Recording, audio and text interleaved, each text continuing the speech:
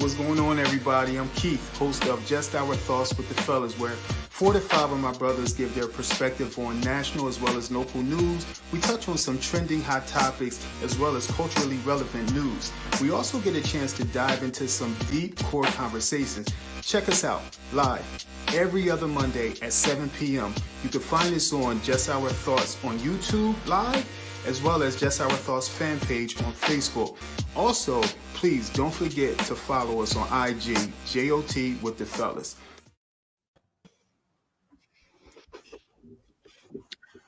Yo, what's up, fellas? What's the dilly? What up? What up? Oh, what's good? What's going on? How everybody feeling? Oh, I feel with my hands like I always do. Good line. Good fucking line right there. Uh-huh. Yo, Monday, I was, huh? It's What Monday, you said? brother. It's Monday. Monday? It's Monday. Yeah, it's Monday. Yo, I was thinking a little earlier. Something hit me. I don't know if it's that midlife crisis thing but I remember about 15 years ago, maybe a little better, when I had got my motorcycle, and me and Chris Allen out there riding, and I kind of vaguely remember hearing some guys wanted to ride. I wonder whatever happened to that. Hey, You know what I mean? That's like still waiting for some ride partners. Hey, listen, man. I must say, man, I am guilty of that conversation of wanting to get a bike. I know Keith and I, we talked about it, and with you, Ward, and with Chris Allen about getting a bike. And you know what? We even went to that Honda shop on Route 70 in Cherry Hill. Remember? Yeah, Cherry Hill Honda. Yeah, and then I got that's where I got my bike. Yeah, and then I got torn, and I mentioned it to Chris, and Chris was saying, "Hey, man, you went to go take a look at those Hondas." He says, "Man, nah, you got to go Kawasaki." Because Chris has a Kawasaki. So he was like, nah. Yeah, you got to go Kawasaki. And it just, man, passed me by, man. I was interested at one point, but after talking to some of the family members, they was like, nah, you don't need no bike. You don't need no bike. So, actually, I passed on it. Okay. Hey, Warty, I missed the question at first, trying to do a couple of things. What were you saying, brother? I said, I remember about 15 or so years ago, but you remember, the question, you heard it, but it was like there was some talk about some of the other fellas getting a motorcycle and joining me and Chris on the road. Yeah. Whatever happened to that? Yeah, hey, man, I understand. I mean, everybody has their reasons for Keith, you got that money. Cut it out. Hey, chill out. Money. Man, them funds, man. That's what it was. If I recall, you said like 15, man. I remember that conversation too. I thought it was longer than that for some reason. It may have been. Nah, I got my bike in 05. Really? Yeah, I bought a brand new in 05. And I actually still have it. And it don't get much riding time, but it's chilling. It's chilling. I even had to tell my insurance company, let's take that off for a while, because I don't know when I'm gonna get back on it. I mean, granted, yes, it needs some work done, but I haven't been on it in quite a long time. Dope. Yeah, nah, for me, sometimes I see bikes and I think about it. I wouldn't mind a cruiser if I was to really consider it. I wouldn't mind a cruiser just to take a nice little ride. We went to Canada, to Toronto, early 2000s, to Carabana, and one of our guys, man, he rode his cruiser. He had a BMW cruiser. He rode that thing from down here up to Canada. Nice ride too, man. Nice comfortable ride. So I remember that, man. So, but no bike for me, brother. No bike for me. I hear that. Yeah, you pulling it out anytime? I have to get the clutch fixed. So I think if I do get my clutch fixed, I might pull it out. Take some ride. But yeah, don't forget to put it back on the insurance now. Oh yeah, definitely. Yeah. Because my man around the corner, I seen him ride his cruiser past couple weeks, so now I think I might be getting the itch a little bit, just to just to stretch the legs. Man, with this weather though, it's crazy. It is crazy. Kevin, did you get an alert? I was out there in the snow squall. What was it? Snow squall. Hey, what you call it? Hey, Professor, say that one more time. It's a snow squall. SQUALL.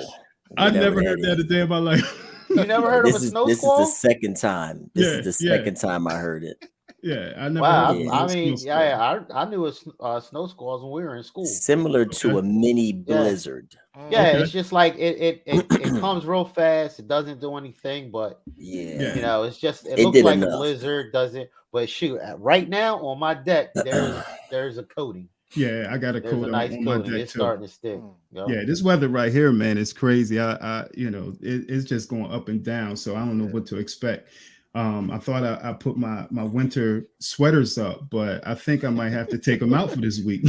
Yo, it's like my heat goes on, it goes off. I turn it back on, I turn it off, and like, it's cold again. This month been crazy. Yeah. Welcome everybody. Welcome world. Welcome to those that are watching, those that are listening to Just Our Thoughts with the Fellas. I am your host, Keith Hall.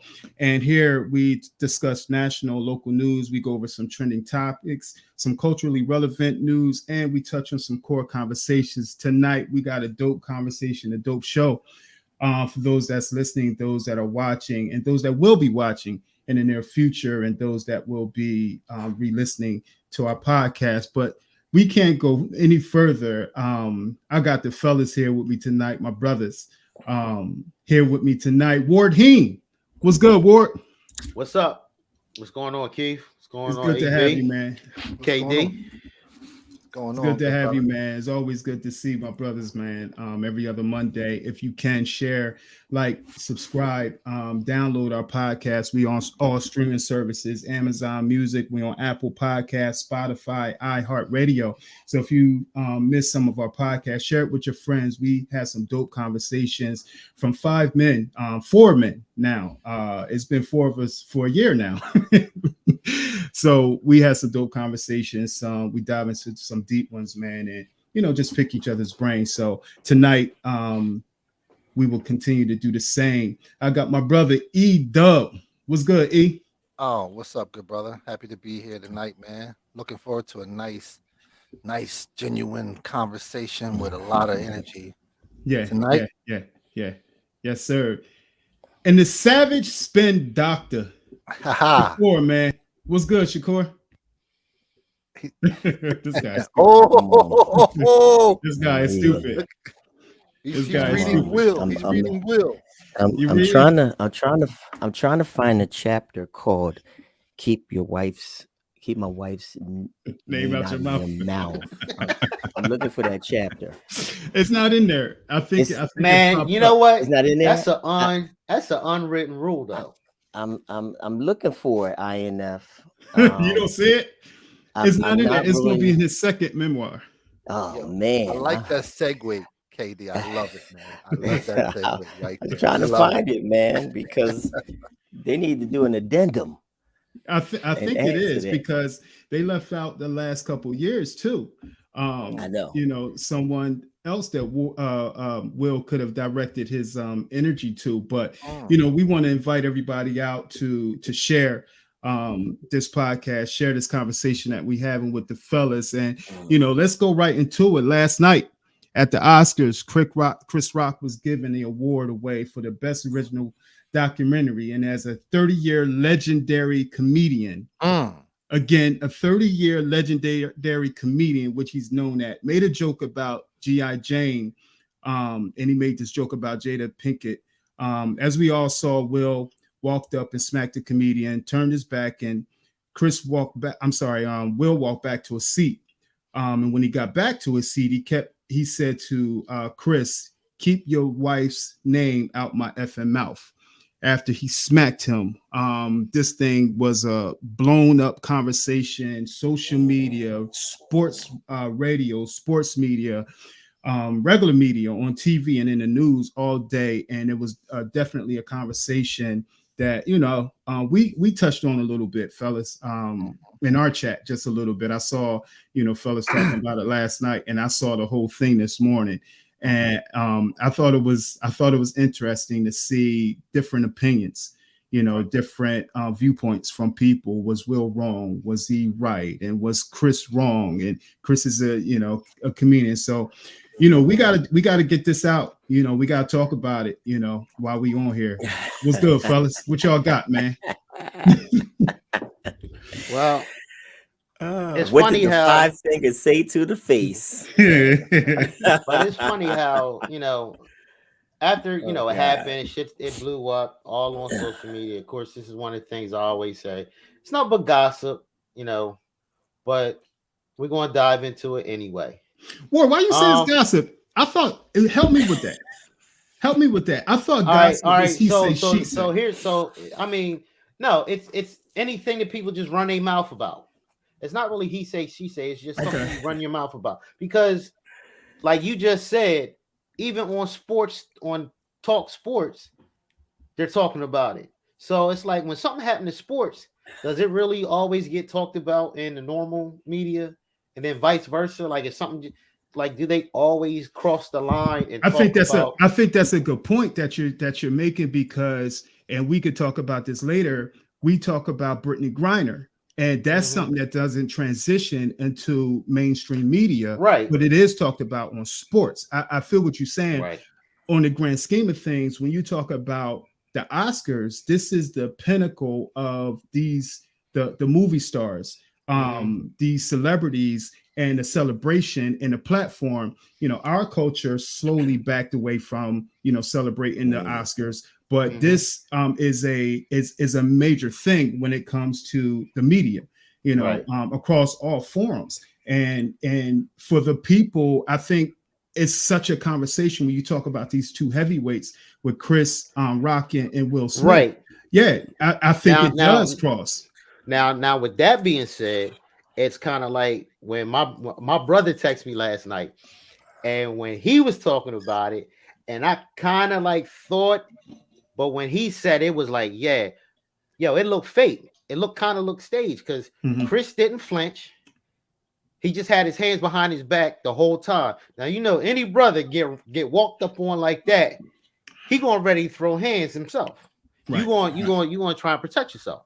Right, so that kind of looked funny. After the slap, Chris didn't like, man, he slapped me. You get slapped. You gonna touch yourself because you gonna kind of want to wipe that shit off. Right. Didn't happen, right. And then I woke up this morning, of course, to the more social media, like in our man Chris Cream. He felt as though it was staged because the relevance. Everybody has to be relevant now to be out there and to actually be seen, to start creating revenue. It's the relevance in the media that makes you. I hear you. We talk about Will Smith and Rock. I don't know if they need to create any relevance. This dude already maybe not Will. Possibly Chris Rock doesn't either. Chris Rock is corny though, man. That doesn't have. That's your opinion though. That don't have nothing to do with you are right. His status. He's big out there. I agree with that. He's huge. Big. He's huge. You know what I mean? But everybody hates Chris. He's stupid. What did you think about when you saw it? When I first saw it, KD had sent me the Instagram piece. Right. So that's when I first saw it. And I was like, yo, when did this happen? Because I was watching it when he got the award. And I was really shocked. I'm like, wait a minute, I didn't see that. And I was like, oh, this happened earlier on. And then I saw where he made his speech about love. And then I'm like, well, wait a minute, if this happened earlier, then you're talking about love. Like, where did that come from?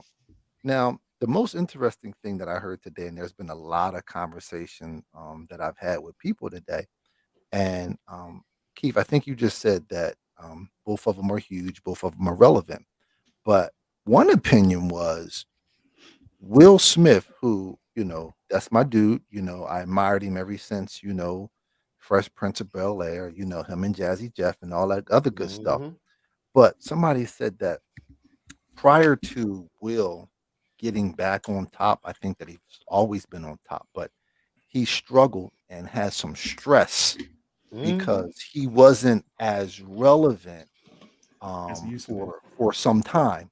Mhm. And he worked hard to pretty much try to get back to that point. Basically, the words were, he's stressed. Because he was under stress, he's stressed to get back to where he was. So I was like, that's an That's interesting good. point. That's a Right. good point. That's a good point. Kevin, when And that wait a Katie, minute, when and you that was saw about wait a minute, that was about who was stressed, Will or Will, Chris? will being Will, stressed. Will, Will Will being stressed. being stressed. Yeah, because my whole point was he's always been on top, but apparently he wasn't at that point where he was used to being on top, world Because renowned. Well, I want to elaborate into that after KD goes. go ahead. Go ahead, Well, thank Because Shakur. yeah. What you got for me, Keith? What you No, gonna no. ask me? When you saw Chris, introducing it first, we definitely want to give it a shout out to Questlove for winning his Oscar for that dope Summer Soul. documentary. Yes.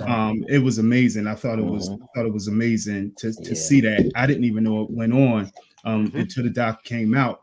But prior to Questlove receiving that award, the Oscars, Kev, when you saw Will laugh at Rock's joke and then walking up on the stage, what was your thoughts and afterwards? Yeah. What were you thinking? Yeah, because that was one of the more questionable moments about the whole evening was Will's initial reaction to the joke. He laughed, Yeah. but while he was laughing, his wife was cringing. At the concurrently at the same time. So a lot of people said that that's what prompted Will to take action, was because maybe while he found it, sometimes we'll find things funny until we see how the person has taken it, and especially if it's something sensitive to the person. Another person might not know about it, or they might know about a certain condition that they're going through, but that's what a lot of people said prompted Will to respond and react the way he did.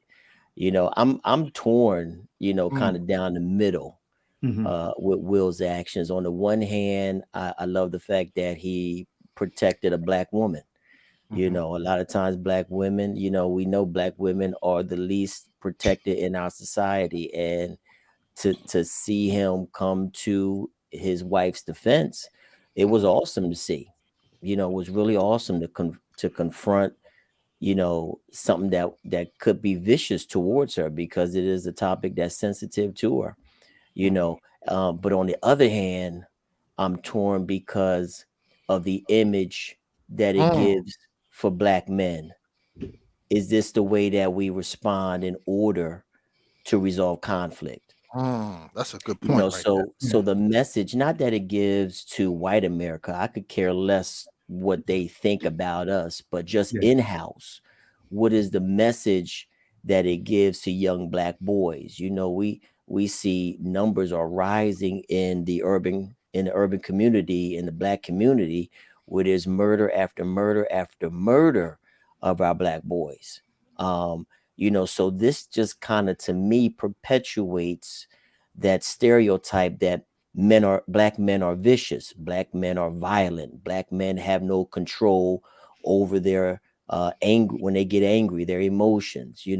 So that's why I'm torn about it. On the one hand, I see that it's a good thing that he defended and he protected his wife. However, what is the message that it gives to the black community, our young people who are watching us as elders and OGs? How do we effectively handle conflict when it arises between us? Is this the method that we are to take? Because it perpetuates some very negative and dangerous stereotypes about us. Yeah. All right. Now, Let me go in on this because I just want to get this out the way. Now, before I did think about the fakeness of it, it did go through my mind that, okay, for so many years, Will has gone through a lot between his wife with the entanglement, you know, his just life all in general. Being in the spotlight, he's been in the spotlight for over 30 years. Mhm. You know, his whole entire life. So it's like, how much can I take of my business be in front of everybody? And now where it's supposed to be my glorious night of getting an Oscar, and now you're gonna talk, now you're gonna bring some more of my personal life, not me personal, but my personal life is my wife. So now you're gonna bring her into it, and then we talk about always trying to defend the woman. Yes, we are taught to defend our women. Now, with that being said, sometimes it wasn't like he punched him; he slapped him. To me, just like to me and a lot of other people, a slap is more of a It's sign more of degrading. more Yeah. degrading than actually punching the dude. Now, do we want to show our people, no, we don't want to hit, we just always want to talk, but yet we want to defend our women. Yeah, we want to defend our women. If it takes that slap, so be it. There's a lot of people that deserve a slap out here. Now, with especially when he tried to laugh it off, but when he got that look from Jada, it's like, uh-oh, now I need to step up. Now, is it that a lot of times where our women push us to go and step up and make that defense instead of like, it ain't that serious, we step off? I'm just playing. I'm just playing devil advocate. It's there's a interesting. lot of shit on each side. Yeah, it's a lot of different variables. It's a lot of different variables to it, and like Kevin and like Kat said, I'm torn as well. Specifically, when we watched Will laugh at the joke, Will jokes all day, every day. He's known to be a comedian than anything. But we did learn that that's his defense mechanism. Right. And he says it. He says that is his defense mechanism, to joke. And like you said, to your point, Ward, over the last several years, he's getting back into where we know Will to be on top of the entertainment business, setting the mark for, for entertainers and what they're bringing in. That's what Will is. That's what he's always been. So when Jada looked at him and he looked at her, my thought initially was he's known, and he says it in his book. He's talked about his selfishness. He's been transparent about everything being about him. He portrays he talks about a moment when he threw Jada a party. I don't know if it was her 40th party or what, where he laid this party out. And Jada didn't want to be a part of the party because she really thought that her thought was, you did this all for you. You did this all so you can look well, so that you can look good in everything that you brought to the party. So for me in that moment, I thought about Will, and all right, is he making his move just to be seen as the protector? Say that again. I said to be relevant again. No, but I see what you because I have to. I gotta walk up there. That was a long walk, Eric. It was a long walk. That was a long walk to walk up there, and there was a pause. It looked like he was in a movie. That pause, and then he brought his hand back and slapped him. We in the street. I'm not turning around after somebody. Yeah, I'm not turning around after I hit somebody and walk away. Will at no point turned around and looked at Chris. I felt like Will thought it was safe to hit him. I felt like he knew this is the safest place where I can do something to someone to show them that I'm not that. What did he call himself in his book? I forgot what he called himself in his book. And it wasn't punk. He didn't protect. He thought he was a coward when it pertained to his mom. He could not. He couldn't protect his mom from the abuse that she was taking at the hands of her father. So absolutely. Some people feel like the way that he responded on stage was how he should have responded, how he felt he should have responded as a young boy by protecting his mother, But again, he just portrayed that vicious cycle of domestic violence that his father perpetrated on his mom as he perpetrated that, as he walked in the steps of his father on that stage last night, to think that the only way that you can resolve conflict is by putting your hands on the individual. You know, whether it's a punch or a slap, it's still a criminal charge, possibly. It's still possibly an assault and battery, and nothing that will I can't jeopardize my career, my family, or my livelihood for a criminal charge for something that I could have effectively have resolved with my communication skills and my assertiveness. You know what what? I'm You know what, saying? KD?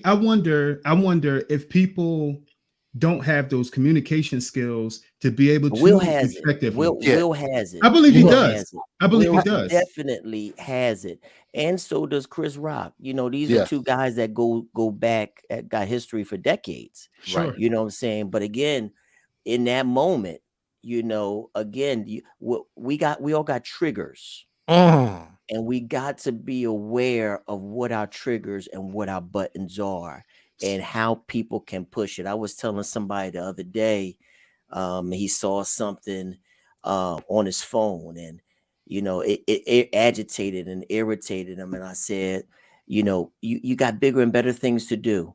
You know, don't allow certain things to hinder your growth or your progress moving forward. Don't allow things to pull you back. You know your triggers. Other people know our triggers too. The devil knows our triggers. He gets into people and he uses other people to push our buttons and you know, start our triggers.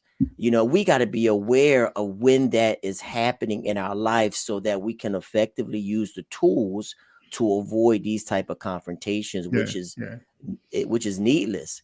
A glorious moment in his life, receiving an Oscar, the moment he's been waiting for years. He's received and is overshadowed now by criminal behavior, you know. So and you know Fuck what? that. I think sometimes two wrongs don't make it right, but sometimes it does make us even. Hey, Ward, but hold on real quick though. I think Will, when he got up to give his acceptance speech, right? I was wondering how come he didn't think about that information, that advice that Denzel gave him when Denzel told him that when you're at your highest point, the devil's going to come after you. He didn't say that until after Will slapped him. He said it right there at the award show. Right. He said that, but he slapped him earlier. You see what I mean? He slapped him, and then Denzel gave him the advice. Oh, is that how it happened? Oh, okay. Yeah, him and Tyler, they pulled him aside. Tyler they pulled him to the side after the incident. Yes. It was at a commercial break. Okay, thanks for that. So it was really that's why something he gave to the just apology. give him insight. You know, Uncle Denzel, you know, gave him insight. It was something that Will already knew. He already knows the pitfalls of his celebrity status and how certain things will have the potential to bring him down and be a downfall for him in his life.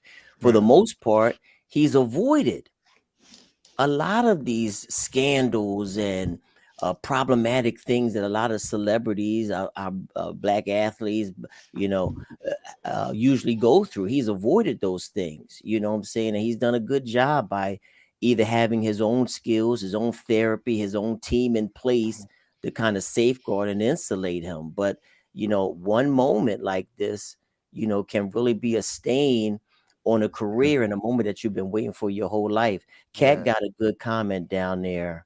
She says violence has a lack of evolution to it, more barbaric typically.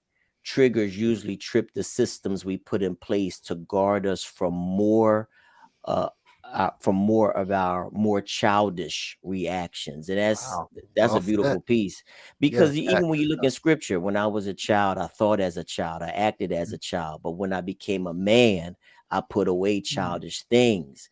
Young boys don't know how to effectively handle their anger and be able to process it in a way where they can talk about the fears that they're dealing with, so they don't have to respond in the manner that Will responded to Chris Rock. Yeah. See, but here's the thing: Will's human. Will's human. And we're like, do we put him on such a pedestal that he has to be perfect? No.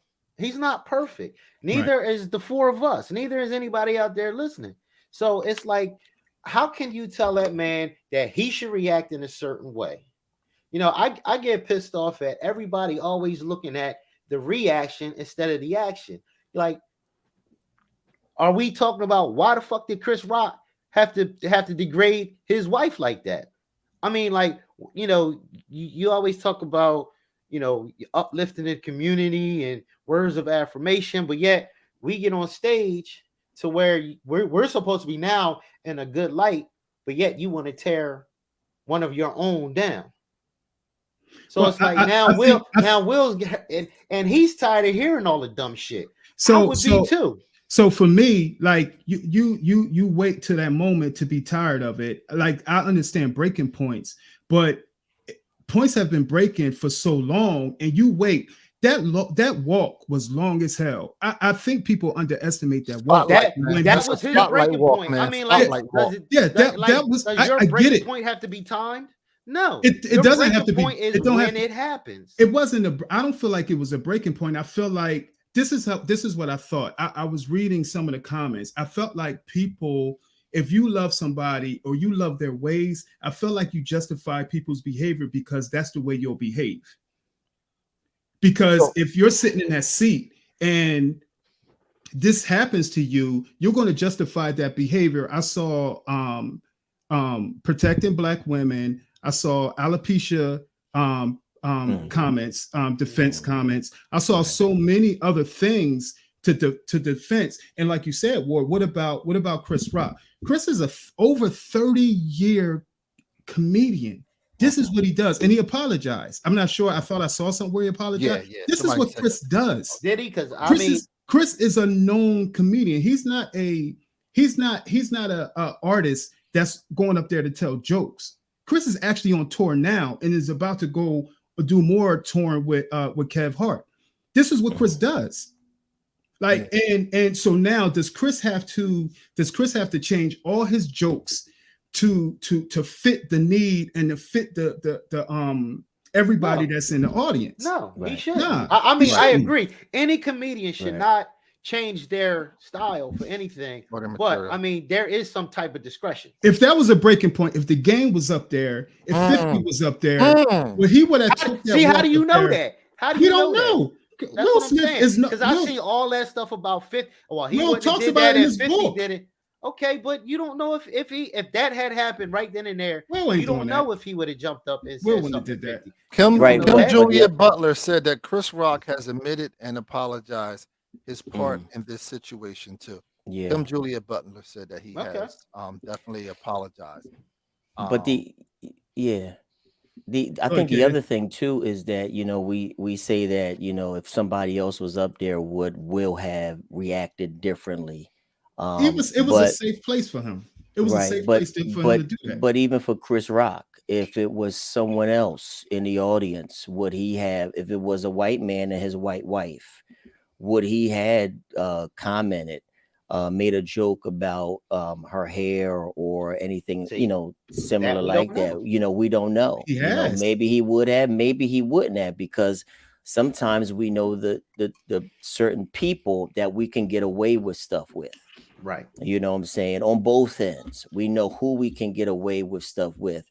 There's certain people that you can poke fun of. There's certain people that you can't, because you know that they're too sensitive about certain topics. You know, so, you know, my conversation is not for everybody. Everybody can't take my conversation at this stage in the game. You know, God bless me, I turned 49. At this stage of the game, I'm well aware of that, you know, and discretion is a part of my conversation and my humor and my dialogue. Everyone can't take it. You know, so there's a certain audience that you can share your, you know, who you are with them. You just got to, you know, find out who they are, because you know, I'm not for everybody. I'm not everybody's cup of tea, you know, and you know, when we talk about Chris Rock, we also talked about Dave Chappelle, how the LG community was after him, right? You know, because of his comments for a few years. A few of his specials was, as they thought, was degrading towards them. you know, but again, he didn't back down Right. from still, you know, doing to his type of humor, you know. So definitely read it's that. It's a two-way street though, you know. Yeah. But again, at this stage of the game, we got to be better. That's all I believe. Everybody, right. Jesus was No. the only one that walked the earth and that was perfect. You know, and he's going, and we're all striving to walk a certain way in this life. You know, we're all going to have shortcomings, but again, we've got to demonstrate the fact that we have learned from our failings and from other people in our life, like Will has learned from his father's abusive ways towards his mother. That doesn't solve anything. It only creates more problematic situations in your life. Isaac Dean, Ike, Brother Ike, what's up, man? Sir. Ike Yeah, Dean, we gotta what's read up, that. Ike?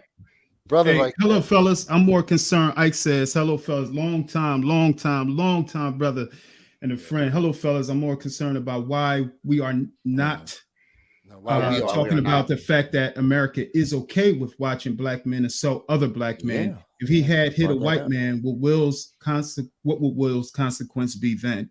Good point. And I thought that too. It's Yeah. like, you know, society is okay watching two black men go at it. You seen that how a lot of these slave films where it was sport for them to put slaves against slaves and bet on it. You know, it's their enjoyment to see black brothers in conflict, and it's just amusing to them. Right. You know, That's why I brought up the point that it's the wrong, the wrong message. It's the wrong message. And again, not just to white America, but to our own black brothers and sisters. Go ahead. Let me ask y'all this, man. If that would have happened and he made that joke at like an after party, right? No spotlight, no camera. Do you think Will would have still did the same thing?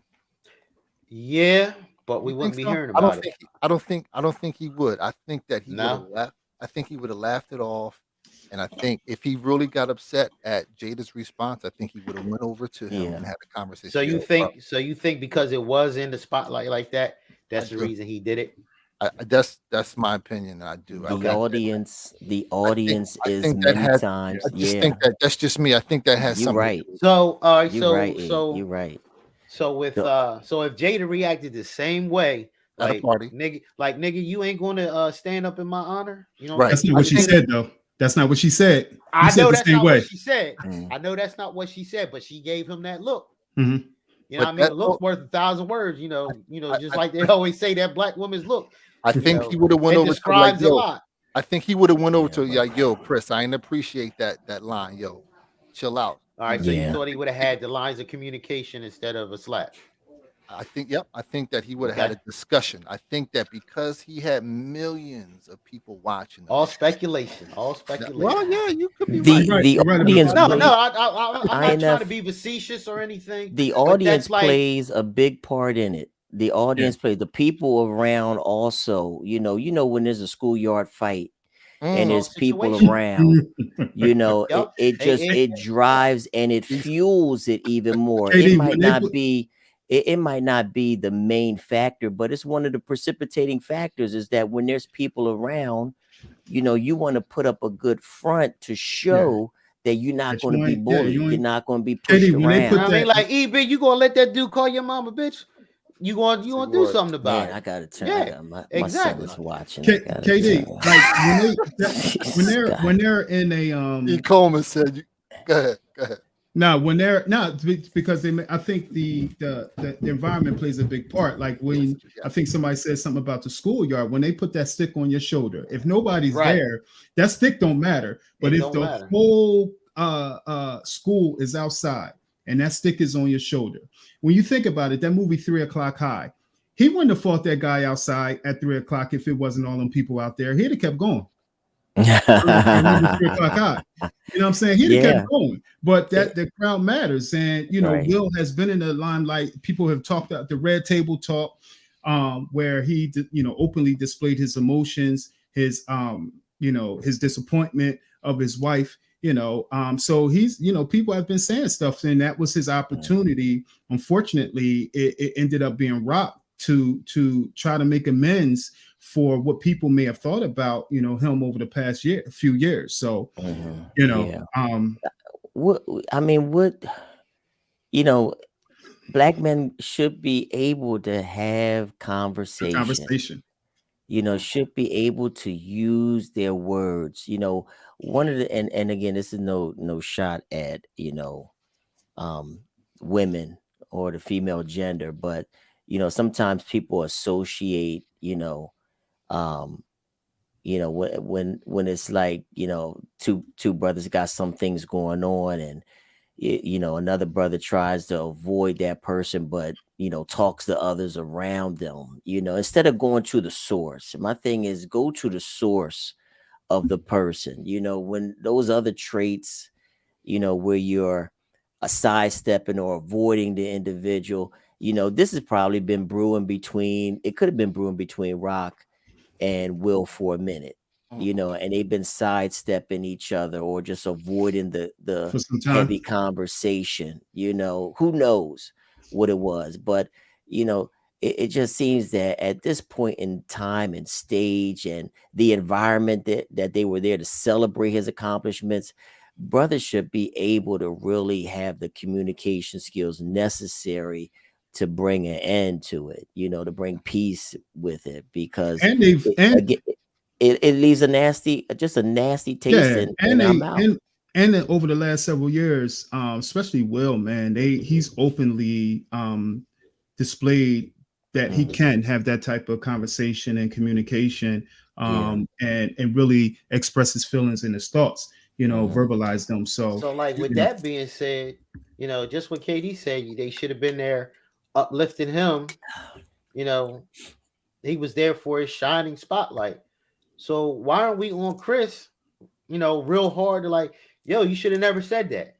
You were there. You knew Will was there for, you knew he was going to get the Oscar for that. So why are we going to say anything derogatory to his camp? We'll say it that way on that night. I like, first, Chris apologized. You know, some people put it in the chat, and then Will apologize. So like, why are we talking Will about it? Will apologize to the Academy, not to Chris. Right. He apologized to the Academy. He didn't apologize to Chris. Yeah. They may make some changes too, by the way. Hey, good, because Chris deserved that shit. He deserved a slap. Now, here's the thing, though. Here's the thing about they should have got a ring to the face, but here's the thing. Here's the thing about that slap. I guarantee you. No, I can't guarantee, but I'm gonna say this: by Will Smith doing that, I think the brothers, the young brothers in our community, they're going to now think, when they have a disagreement with another brother in the community, they're going to say, yo, shut up before I slap you. Yo, be quiet before I slap you. They've been saying that for a long time. I'd rather hear that than them shoot you pulling out a gun. Yeah. I'd rather hear that than somebody shooting I can come back from a slap. That ain't gonna stop them from pulling the Glocks out, though, man. They, you know, these guys, they don't put hands on people. They pull guns out, man. Yeah, they pull guns out. And I think that's one of the things that I would have liked to have seen Will and Rock have a conversation afterwards. Like that is what I would like to even see going forward. You know, to see how we bring some type of conflict together and how we culminate it, how we find some resolve with that conflict after. Put the gloves on. Y'all think they both would be open to that? Put the gloves on. Do you think Will owes him an apology? No, I think they need to put the gloves on. Do y'all think that they would sit down afterwards and have? I think a conversation. I think they had a conversation. You think so? Okay. I don't think it's going this far without them having had some conversation. And it's probably not just it's probably not privy to us, but maybe in the coming. And it don't have to be. Right. It don't maybe have in to the coming weeks. Right. You know, we'll hear more about it. But I think they had some kind of conversation. Because it was a black eye on the black community. You know, it really was. Because again, you know, this type, you know, like Kat said earlier, this is primitive of us to respond and act like this. Right. We'll put that up. Put that up, INF. Which one? The apology? Will Smith's apology. Okay. Yeah. Is this vetted? All right. Is this He Sharon? did. He did publicly apologize to Sharon, Chris. is this real? Sharon? Is this vetted? Is this Ron. confirmed? My sister Sharon, she says Will What's up, Smith sis? apologies. Mhm. And he spoke on violence being a form of poisonous and it's destructive, his All right, so behavior he at did. the academy. I would like to publicly apologize to you, Chris, and I was out of line and I was wrong. I was embarrassed and my actions were not indicative of the man I want to be. There is no place for violence. So he did apologize to Chris. Yeah. All right. Cool. And I think it's dope. You know what I mean? Dope. It is for events man. to happen. I'm waiting to hear, Ward, you think Rock is corny. That's my dude. I'm waiting to hear the jokes that's coming from him out of this. I can't wait. Did you say I really never Boston, thought he right? was that He's in funny, tour, but right? that's me. Huh? You said he's on tour in Boston. Yeah, he's going on tour and he's going to be with Kev. Kevin Hart. He's going to be with Kev Hart too. They doing I think an 8-city tour and around the Northeast. So now see, but Kevin Hart is torn. He got that Philly thing, with Will, and then him and Rock are real tight. They're real tight. So I'm wondering how he's perceiving that. Yeah, but they shouldn't be. They shouldn't. Kevin shouldn't be like so for Will that he can't tell Will that he might have been wrong, or he can't be so for Chris that he can't say, "Yo, Chris, you crossed the line."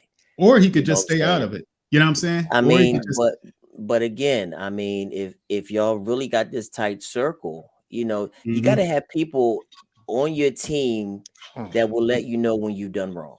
Absolutely. You gotta have it. If you got somebody that's always sharing, oh, you was right, you was right in what you did, knowing doggone well that you crossed the line, then that's really not a good person to have on your team. You got to have someone that's going to give you, an unbiased view about your actions, your words, and how you living.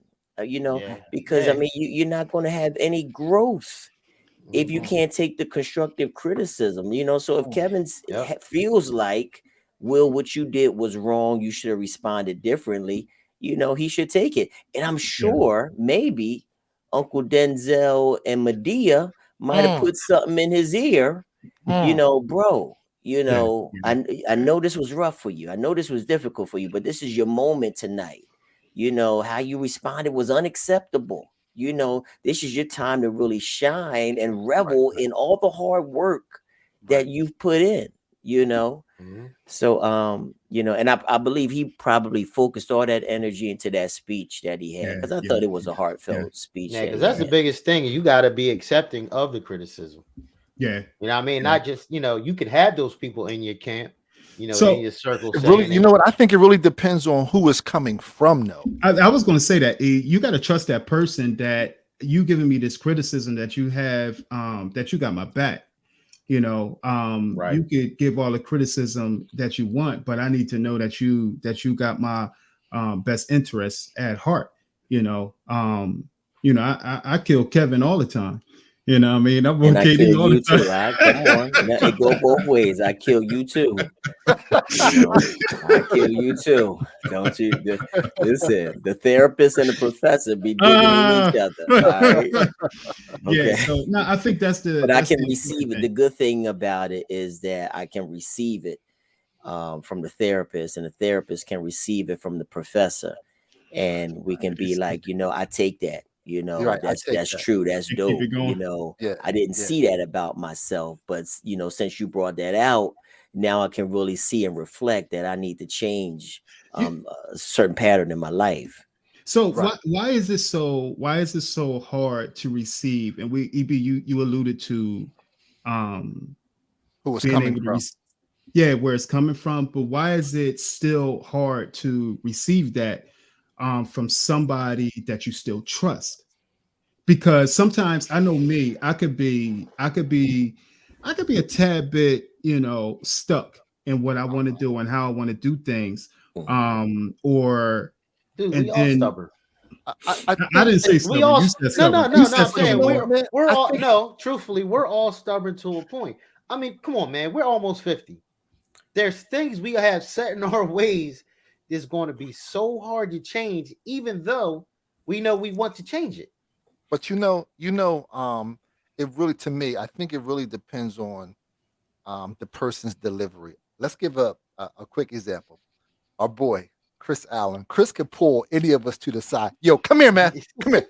Let me talk to you. Now, this is what we're going to do. This is what we're going to do.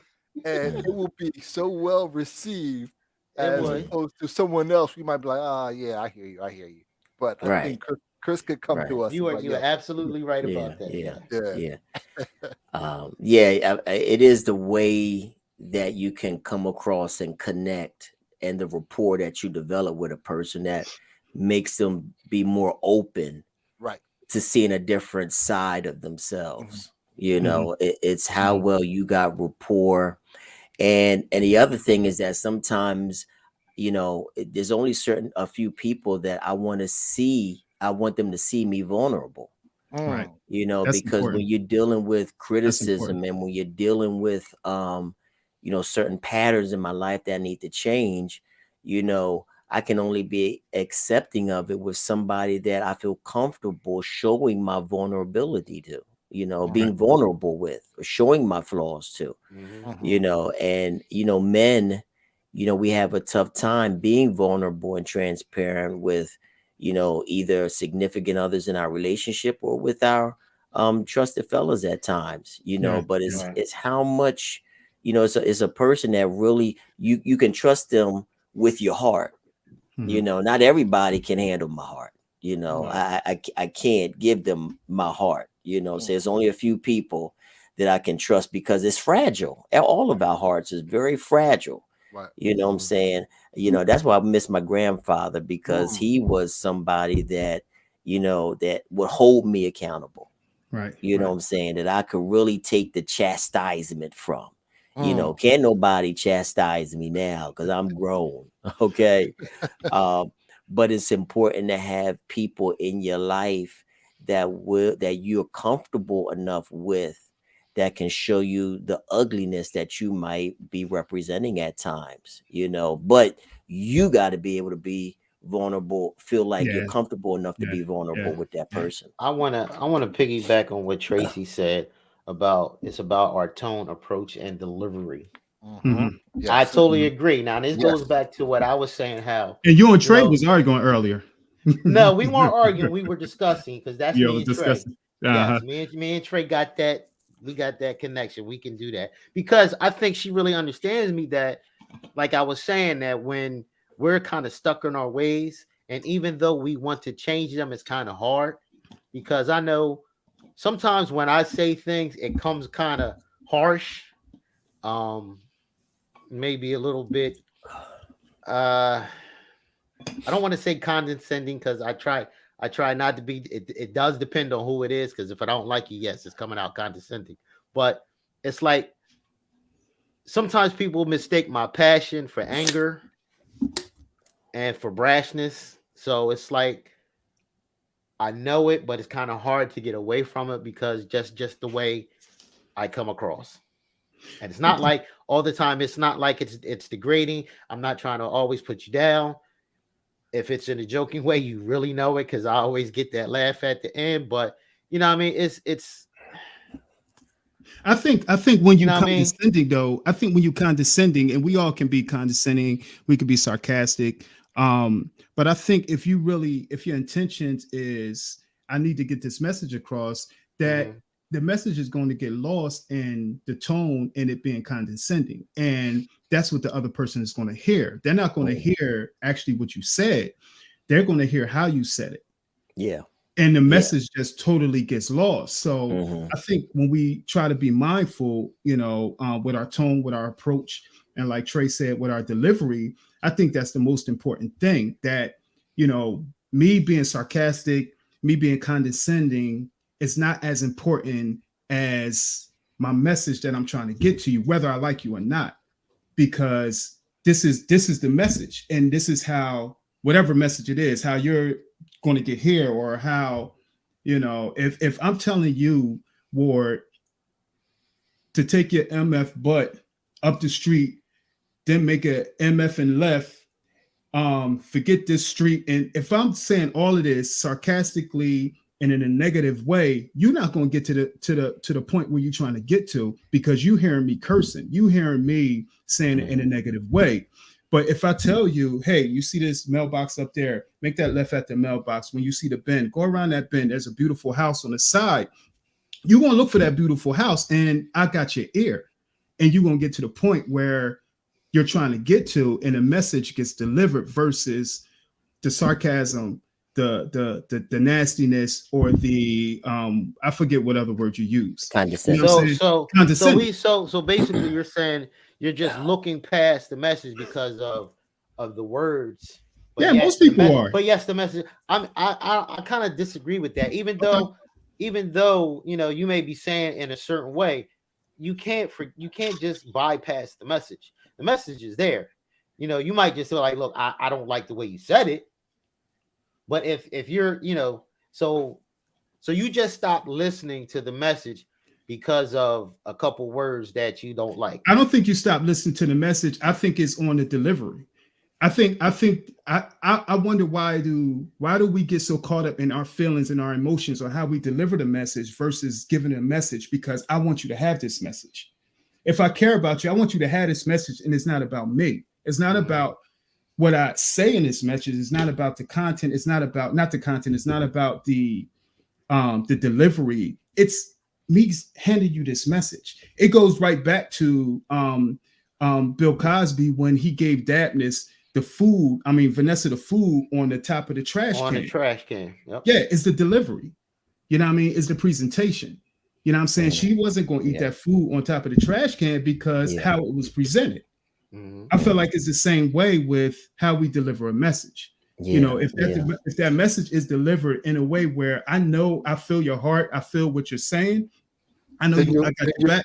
Yeah, but here's the thing though. Even with that, what he was saying was, I mean, even though he gave that analogy, he still took Dabness in and understood him. It was the fact that he was just saying that if the delivery was a little better, they could have accepted him a lot sooner.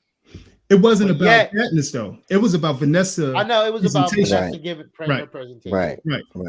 It was about was about Vanessa. But yeah, I agree with you said. You know, it is about your presentation. It is about how, you know, if you really want to help somebody, if you really have it in your heart to want to help somebody reach their potential or get to that point in life that you feel like they, you know, have the ability to really do well in, is really, and you care about them getting there. It really is about putting in the time and the effort into crafting a message that is very appealing and very impactful. You know what I'm saying?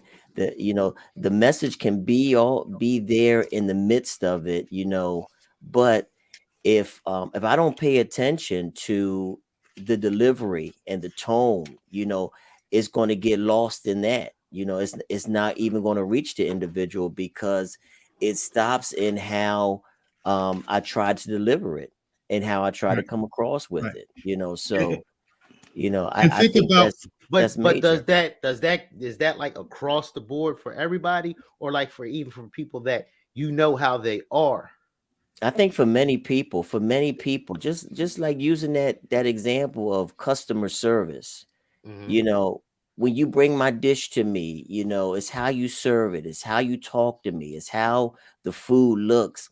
It's the same way when you're trying to help somebody. You know, how do you want someone to talk to you when you're really facing some heavy challenges? You want them to say, hey, get the F up and just do what you effing need to do.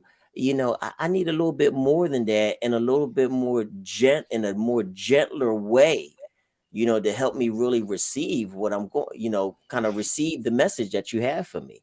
It's really putting ourselves, it's all about empathy, putting ourselves in the shoes or in the position of that person that we're trying to help. All of us aren't always looking for empathy.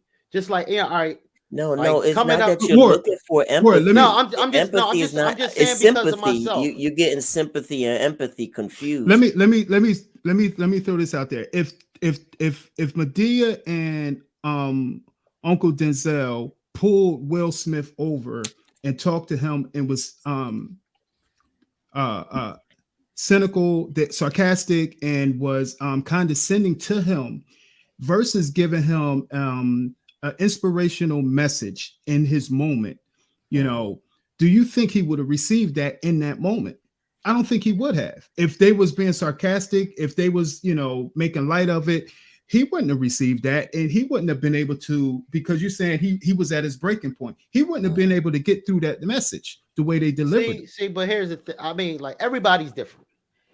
Absolutely. Now, I can only speak for how I feel and how I have been talked to. Now then we talked about Chris. Now, the way Chris would come talk to me if something happens, like, nigga, you better pick yourself up and better get the hell back in there.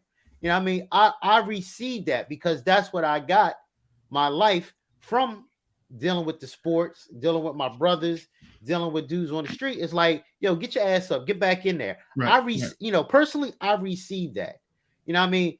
You may receive it differently, KD, EV, and whoever. They may receive Life things is differently. more And that's complex. and that's Life the is thing so I much think more we need to look complex. at.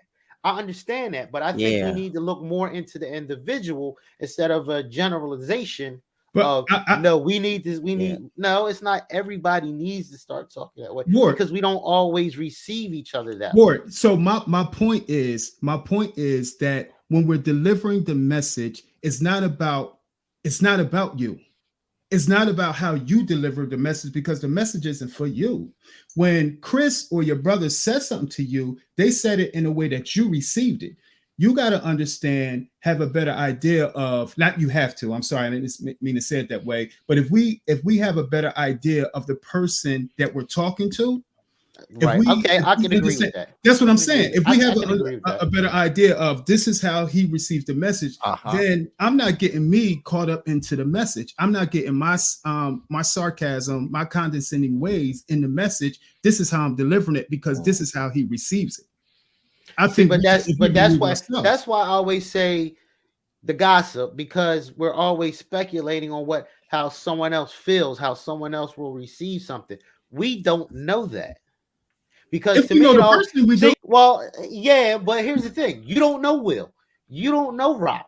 We just see them online. Just because they're online, everybody wants to start calling everybody uncle and nephew and this. No, just because you see them online and you can type to them, you're not related. No, they don't know you. And even if you do get a response, who the hell say that they actually responded? It could be an assistant, somebody they paid just to answer their stuff. Yeah. So it's like, why are we so, wrapped up into, oh yeah, that's Uncle Will, Uncle Luke, and we said but you know what, the bigger conversation, the bigger conversation though is that what we can take away from what happened last night and how it's relevant to our lives. Yes, we don't know all about the small details or inner workings or the intents of an individual's heart, but what we can do is make it relevant to what we're going through right now, because again, it's how we handle conflict. You know what I'm saying? That's the larger picture of what happened last night. Is how we deal with conflict. And Keith brought up a good point, and having people in your team that know how to reach you, know how to talk to you and know the message, the type of message that you need so that you can be a better person. All right. Because, again, I can't receive, everything from everyone.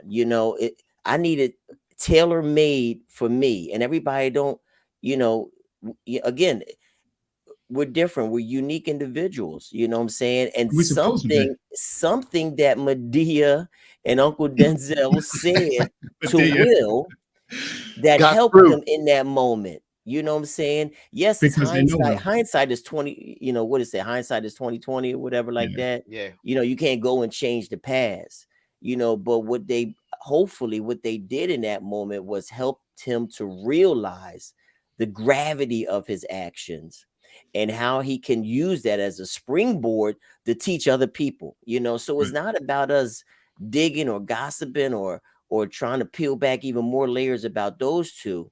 But it's so much that we can learn from what took place last night to help us be better individuals and not get caught up in right. And getting back to the person and the delivery.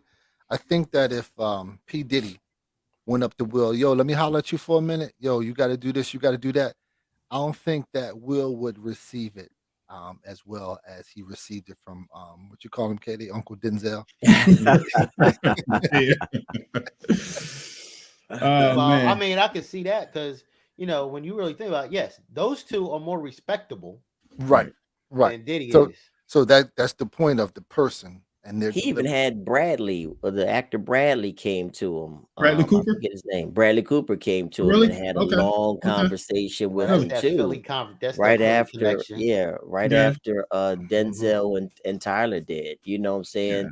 But I was looking at Will. Will could have been like, I don't even want to talk right now. I'm so in the moment, so heated. But Will was, even though he was in his feelings, he was still open to the fact that, let me hear.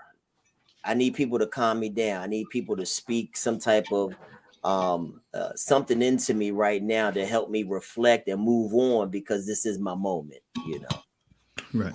Good stuff, man. Good stuff. Any lasting thoughts? You want to move on, fellas? Should have dropped him instead of. He should have dropped him.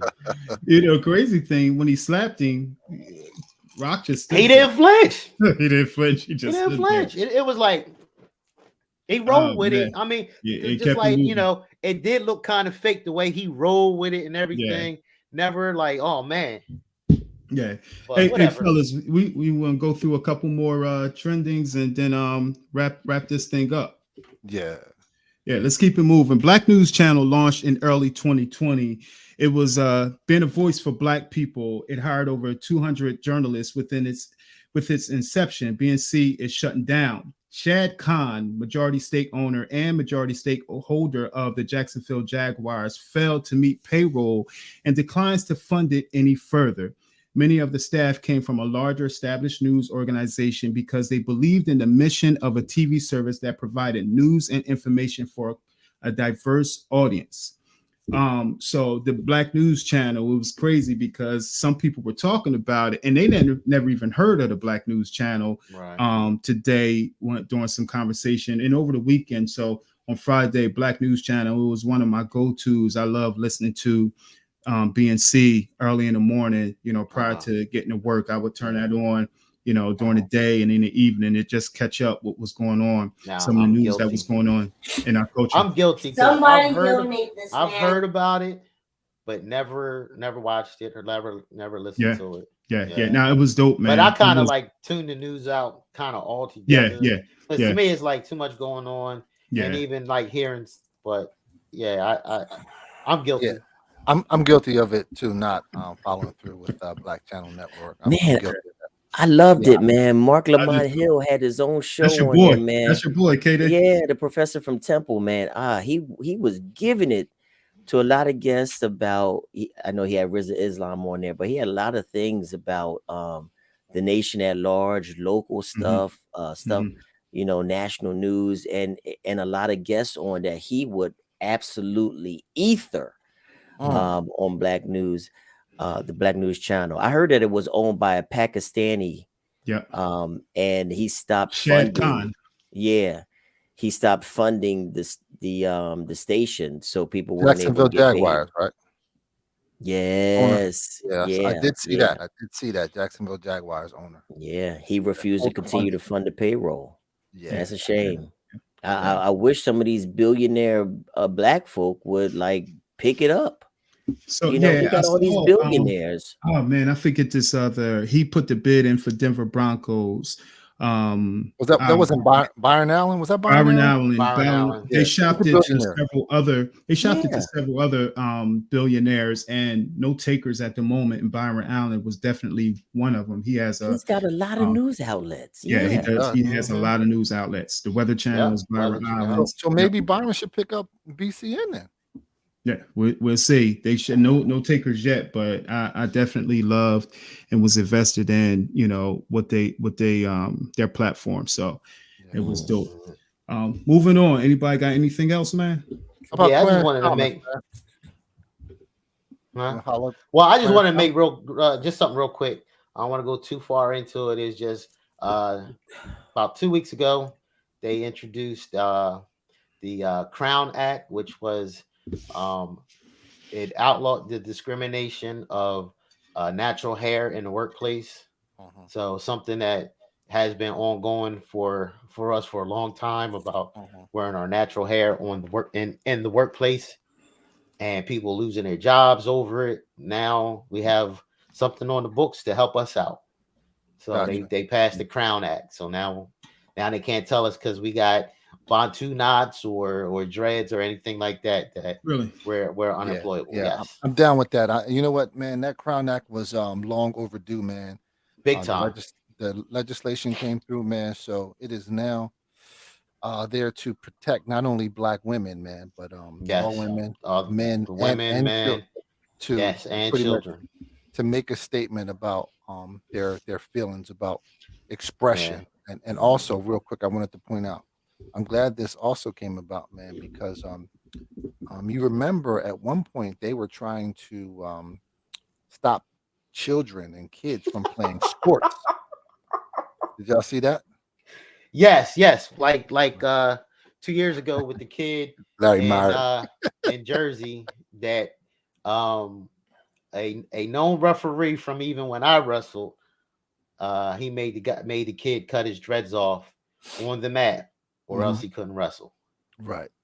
But yet, they had white kids with hair that stuck up way higher than his, out, further than what his did, but yet they were allowed to continue without their hair being altered. Larry crazy. Yo, KD's naps be like, like Brillo pads, yo. Yo, Larry is ain't nothing wow. you could do for that dude, man. He Nah, should have a law where he got to have a haircut, like real low, Oh my every gosh. game. he would have to go bald because them peas, man. Them Y'all are Jones crazy. is, them Jones is Yo, his Larry. And then he naps. got the hole in the natural. Is But is nah, is his crazy. beard is even like the same way as the Jones on his It's head, like Brillo.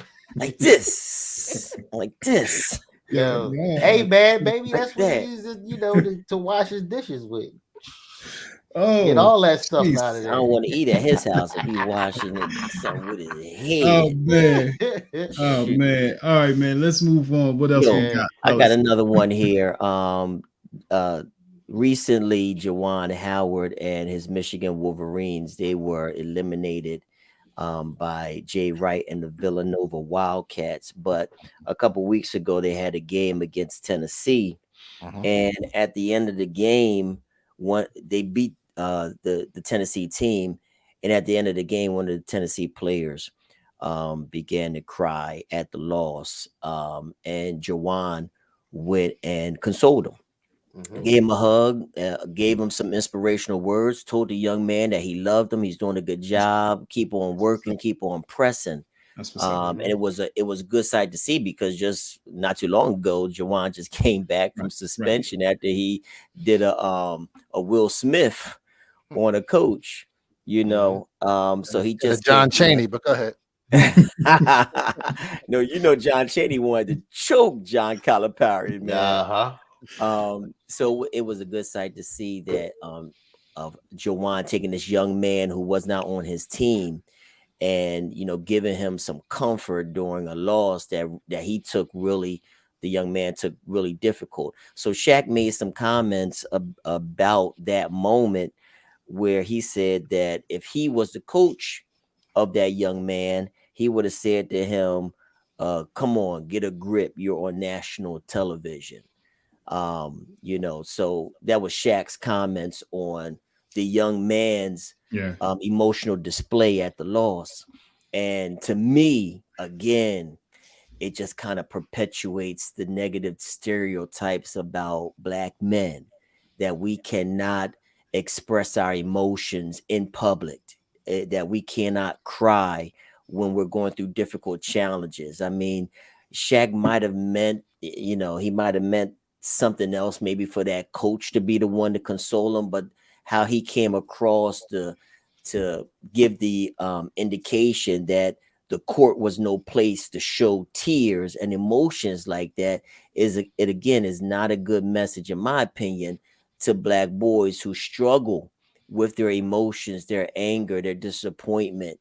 You want young men to be able to convey their emotional hurt and pain either through crying or effective communication skills. So I kind of took a little slight at Shaq's comments because what Jawan did was really dope, and it's good to see young Black men being vulnerable. I a totally agree, loss Kay. hurts. A loss hurts. I definitely agree with that, KJ. Because it's like, me, when you're in the heat of the battle and you want that championship, you want that win, and when you don't get it, man, it's very disappointing. Yeah, you know what I mean? Very hurtful. I never was brought to the tears and stuff like that. But yes, I did my emotions a little bit differently. But yeah, man, when you face that loss, it's tough. It's tough, and especially have another coach come and console you. That really says a lot. It really does say a lot. Yeah, but that speaks again to Jawan's character. He's been known to be a dude like that, from his playing days to his assistant coaching days with the Miami Heat. Right. He's been known. So to see him act out of character in that moment with that assistant coach from the other team, it was not characteristic of Jawan Howard, but what he displayed on court with this young man spoke volumes to the true man that he really is. So big up to Jawan. Absolutely. Yeah. Absolutely. We got anything else, fellas? Anything? Are we done with that? I do want to get to one thing and just give a shout out to Katanji Brown Jackson. Last week we saw Supreme Court Katanji. What did I say? Katanji. Who's that? Last week, man. My apologies. I definitely don't want to. Do not mess that sister's name. I will not mess that up. Who are you talking about? I'm getting texts already. Who are you talking about? Last week we saw the Supreme Court nominee confirmation hearing and her questioning from the likes of Senator Ted Cruz, Senator Marsha Blackford, and several others. We also saw New Jersey's own Senator Booker speak to Ms. Brown, and she got emotional. He did what many during the confirmation hearings couldn't do, which was bring her to tears with his heartfelt words.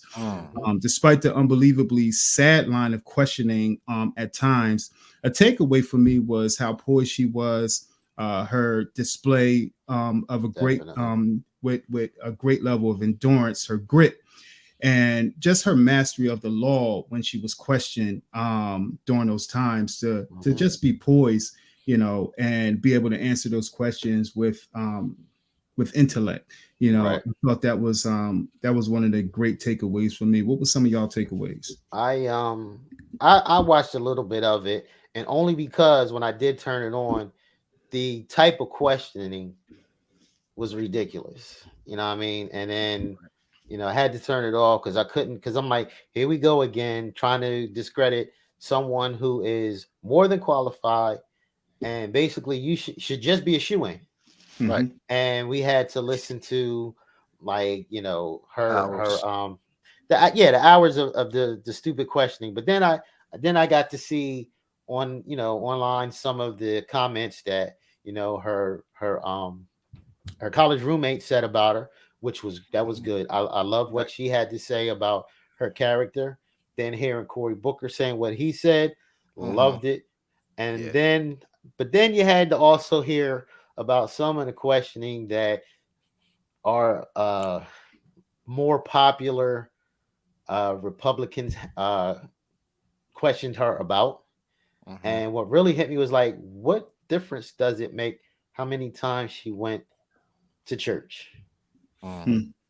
What does that really have to do with anything? You know what I mean? So, but I mean, kudos to the sister that it's not like it's a shoe-in, but she's going to get in because of the party lines and Democrats having the vote. The vote. Yeah, that's a good point. So Yeah. So my whole it's thing crazy. was, man, this sister here, man, they didn't really go into her credentials, her Right. qualifications, all of her accolades, man. Magna cum laude from Harvard University. It's like, yo, does that speak for something? She pretty much has like a clean slate, man. But Right. they're going to do what they got to do to try to Absolutely. discredit Absolutely. her. Yep. But glad to see another sister in a high profile position. Absolutely. Yes.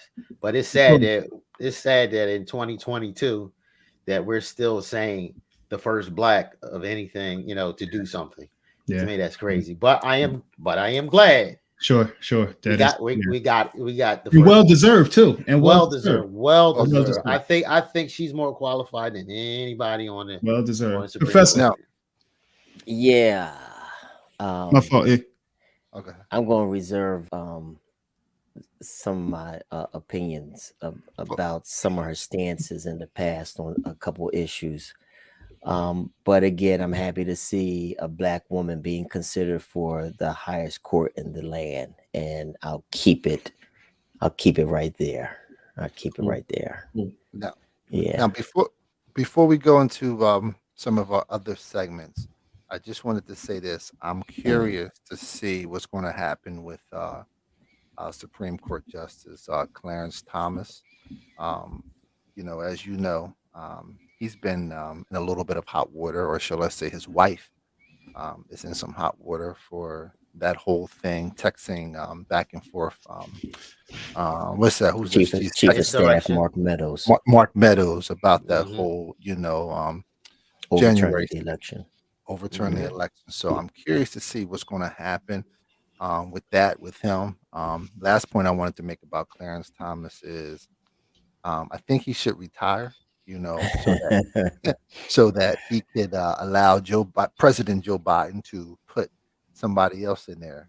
Right. Hopefully another black man. Mhm. That would be the third black man. First it was Thurgood Marshall, then Mhm. Clarence Thomas, and hopefully he puts another brother to continue on with that legacy. Mhm. Cool. Yeah. Dope. Good stuff, fellas. We Yeah. anything left, man? We leave anything on the bone tonight? I think we chewed Just the segments? meat off the bone, Yeah, baby. let's go to the man. segments, man. Let's go to the segment. Professor, you got anything Yeah. for us tonight, my guy? All right, let me hit something real quick, man.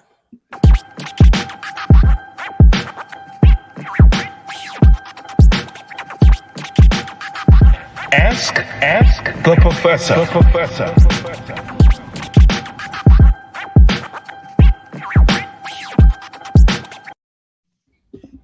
Ask the professor. All right, real quick. From a person who identifies themselves as wanting to date. Hello, professor. How do you tell someone you're not ready to date right now without them thinking it's about them? Let me repeat the question. Dear professor, how do you tell someone you're not ready to date right now without them thinking it's about them? All right. And this is from someone who is ready to date. One of the first things that come to my mind, fellas, is that we can't effectively control what other people think about us. We can't control how they're going to. Hey, Kim, we can't effectively control what people think, even if it's truly our own desires to not be in or currently pursue a relationship. So I have no power over a person's thought or their desire to want to pursue a relationship. All I can be concerned about is my words and my actions and my convictions. If telling that person that you're not ready to date exclusively them at this present moment, that's as much energy as you need to put into it. Your words, your actions, and being convicted, having strong convictions about that. Don't give any other type of perception to them. Don't give them any other type of open door or anything like that, any other type of sign to show otherwise. If you're not ready to date exclusively with that person, you have to be upfront with them, let them know, and how they feel about it or what they think it's out of your control. It's out of your power. You've done the best that you can do by letting them know that you're not ready to date. What you also have to do is let them know, now you have the choice. I'm giving you the power. Now you have the choice whether or not you want to continue to date me, or you want to end things and start to look for someone that will exclusively be committed to a dating relationship with you. That's the best that you can do. So again, don't put too much emphasis or too much energy in what you think that you can control about that person's thought life. Be assertive in your actions and in your words. Don't give them any other type of sign that, yeah, it's possible that, I am interested in you right now. Don't do that if you're not truthful and honest about how you feel. So your words, your actions, and your convictions should be enough for you to let them know that right now, this is where I'm at this moment in my life. Any add-ons, fellas? Boom, there it is. I mean, to me, you said, couldn't say it any better. You just got to be honest. Like, look, that's it. I'm not interested. Either the fact that either you got to let them know either you're just not interested in dating at all at this moment, or no, I just don't feel the interest in you. Maybe you just want to be friends with them. Let them know. Ward, do you feel like be honest? Do you feel like you need to tell them why? No.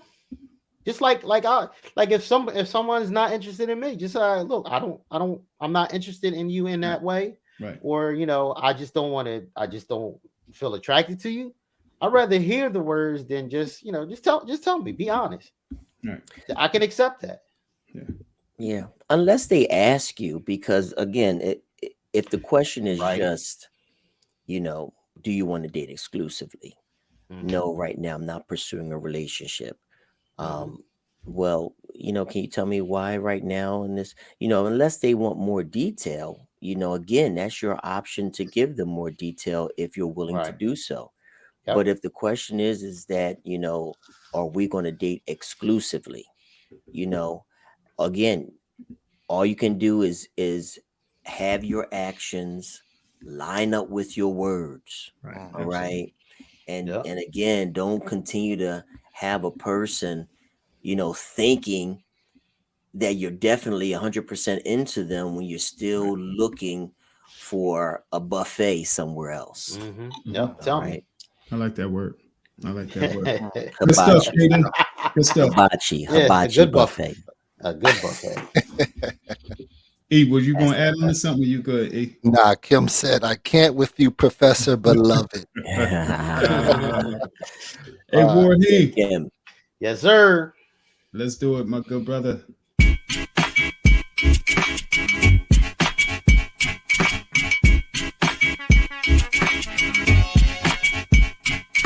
Shopping bags, they way down for all. All right. Man law number 18 we're going to go with today. Practice what you preach. Man shall live by the advice, morals, and standards that he speaks, demands, and teaches others. Don't be that hypocrite that get called out on this shit. I thought you did that one already. Ward, that sounded when you first started I didn't do that. Yeah, they did that one. Did I? Something similar. Yeah. You did something similar. You did that exact one. Yeah. Did I? Ward, that book is big, huh? Book guys, I mean, all right, if y'all want something different, we keep it right there. That's good. I mean, we got. Then we had to play the intro again. We had to play the intro again. Let you come back in. Shopping bags, they play for us. Because we can hit this one real quick. But no, that was good. That was good. Oh, It why was meant for you you to trying to say cut it me again. off? It was meant for you to say it again. Mm. It was meant for you to say it again. My good Yeah, brother. There it is. that It's awkward been silence. real. That awkward Pause. silence. That's some bullshit. That's some bullshit right there. Y'all gonna call me and tell me I did it before. Yeah. So y'all need something new. We You got need that. something new. Yeah. You need something new. No, I think somebody we didn't hear get it that the last first time. Yeah, though. somebody didn't get it Somebody the first needed time. to hear it again. And All they right. and they got I it. Hear it got the you. first the time. second I time. got you. Amen. Uh-huh. Amen. Yeah. Cut the light skinned brother off. Y'all fucking down Will because of the light skinned brother trying to uplift Chris Rock with his Oh dark my ass. I God. love Will. Yeah, I I mean- love Will. I got bad. Yeah, I mean, we love ain't Will. never left the scene now. Take it back with me. Oh man, this has been another amazing, dope episode with my brothers, man. Love having conversation with my guys. If you can share this podcast, go to our streaming services on Amazon, Apple, Spotify, on iHeart, and Buzzsprout. Go to our IG account, JOT with the fellas. If you can, go to YouTube. Just Our Thoughts with the Fellas on YouTube, and check our content out. We had an amazing guest in Dr. Paul Hopkins 2 weeks ago, who was able to share some pertinent information for us, for our bodies, for our culture. So if you can continue to support, we thank everybody for coming out. We thank everybody for just chilling with us and spending this time with us. So thanks. Good night. This is Keith, your boy, your host. Right here, we got the fellas, EB, Ward, and Professor Kev. This is Just Our Thoughts with the Fellas. Peace. Yo, did this nigga started playing music? Got some outro music.